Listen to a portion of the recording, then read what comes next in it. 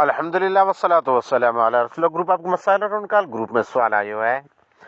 मर्द अने औरत मियाँ बीवी गैर मुस्लिम हुआ अने उन्हीं इस्लाम कबूल कियो, हाणे इन्ही के न्यू मुस्लिम चवाजे तो इस्लाम में दाख़िल थिया।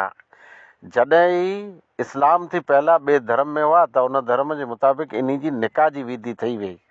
इन्हनि जो विहांउ लगन शादी उन धर्म जे मुताबिक़ ठही।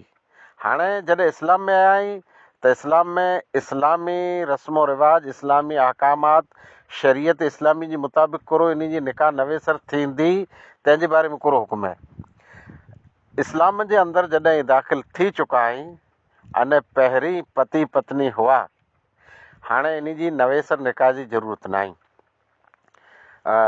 फतेह मक्का जे ॾींहुं कई अहिड़ा घर इस्लाम में आया जेको मर्द औरत हुआ, अने आप सल्लल्लाहु अलैहि वसल्लम उन जे नवेसर निकाह जे बारे में कोई हुकुम न ॾिनो।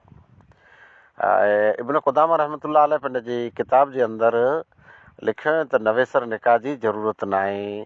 हता के इब्न अब्दुल बर जो इन जे मुतालिक़ इजमा थियल आहे, उन इजमा नक़ल कयो, इजमा उम्मत आहे।